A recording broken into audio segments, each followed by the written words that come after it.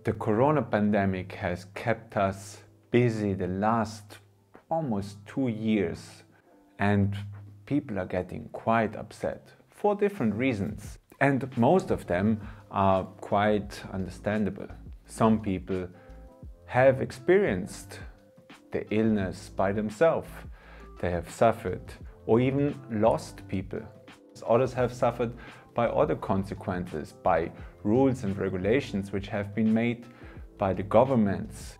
They have maybe lost jobs or some other existential bases. Others are concerned about their children and about their psychological health by being surrounded by constant fear and separation, maybe isolation.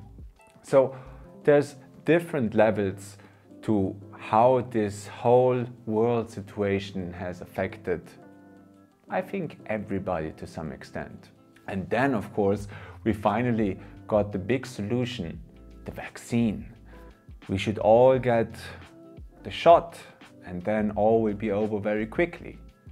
Hope to go back to normality was there, but we can see that it doesn't seem to get normal very quickly.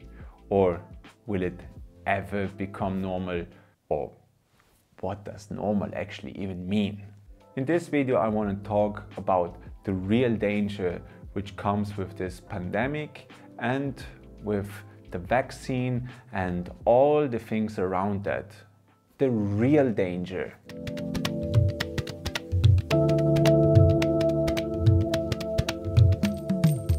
You see, problems have always existed in this world. This is a dual world. In a dual world, there's always light and shadow, war and peace, justice and injustice, ups and downs, birth and death, happiness and suffering. These two things are always there. This is part of the dual world. That's why it is dual. To think that a dual world will ever be just one-sided is just utopia, is just a wrong thinking. And if you think like that, you will probably be quite disappointed and frustrated about life. So this material reality is composed of these two factors, these two opposites. And so also in this pandemic, there are some forces which use or abuse this situation for their personal benefit.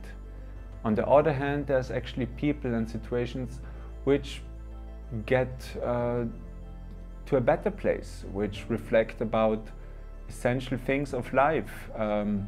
Nature has got a break. What I want to say with that is, in everything you can find good and bad. My spiritual master, he always says, everything good contains something bad, and everything bad contains something good. The question is, where is our focus? What did we focus on? So what is the real danger about this pandemic? What is the real danger? The world seems to be separated in two parties. One who is for the vaccine and for all this impositions and changes and rules and regulations, and on the other side those who are completely against it. Both groups bring forth facts. You switch on the news and you will see tons of doctors, professors, specialists which bring you facts and numbers and details, proof for their truth. And again, you will have them on both sides. Both parties are claiming to know the truth, to have actual factual insight.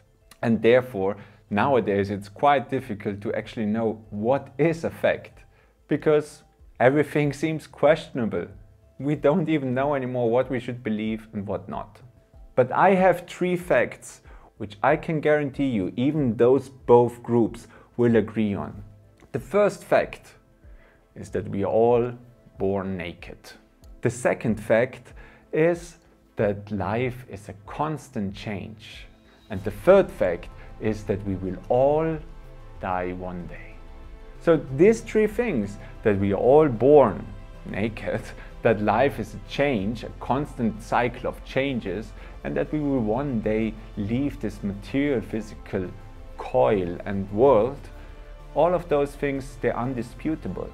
This whole world situation, this whole pandemic, these two parties, these two groups of people, what are they speaking about? What is their mind circling around? They're talking about this material reality.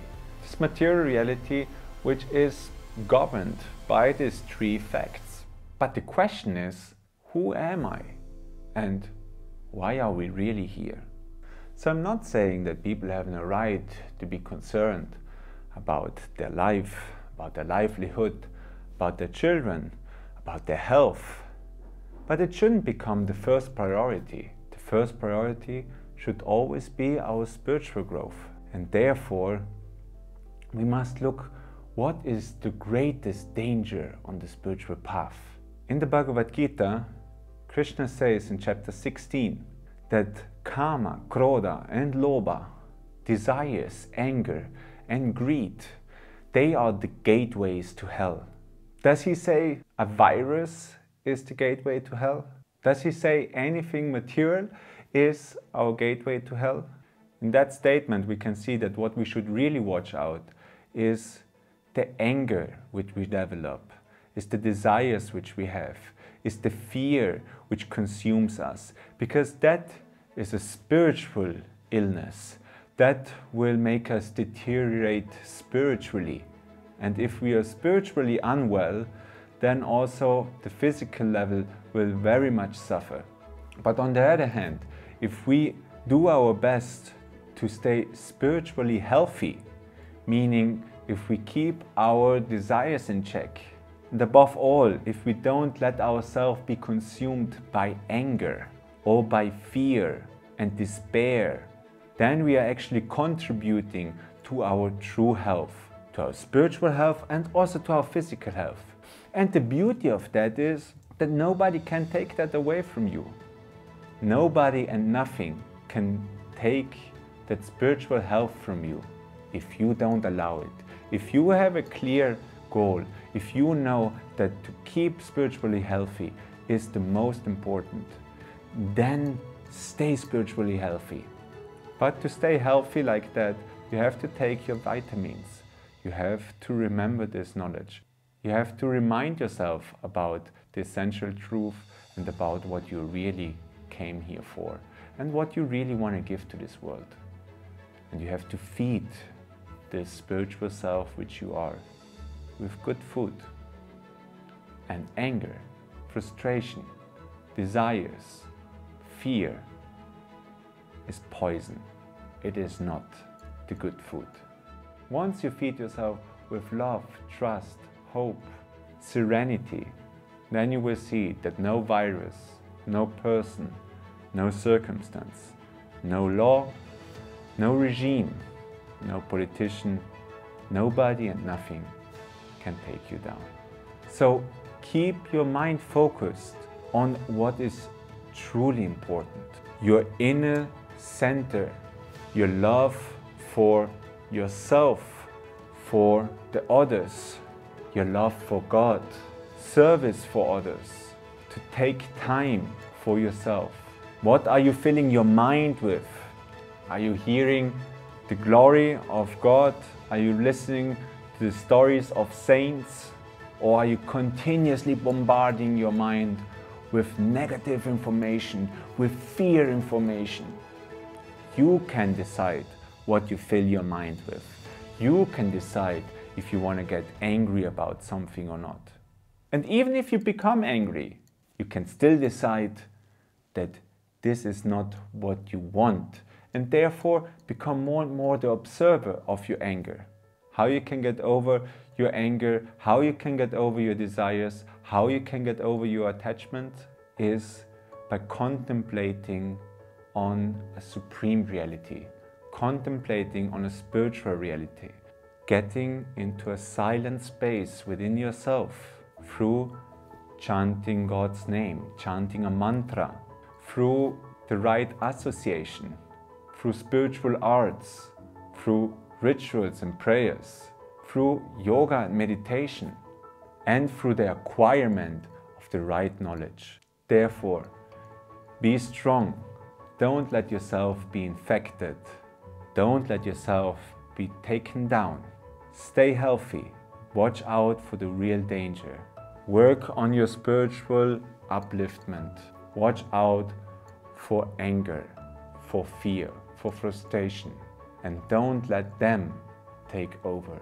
Because this physical world, this body, everything will one day cease to be. But all your spiritual achievements, all your spiritual health, you will carry with you life after life. It's when you become truly healthy, mentally healthy, spiritually healthy. And once you are mentally and spiritually healthy, this material reality will not bother you anymore as much as it does now. You will stand above it, you will observe it, you will take it for what it is. A dual reality which is in constant fluctuation between light and shadow, between righteousness and unrighteousness. These two forces.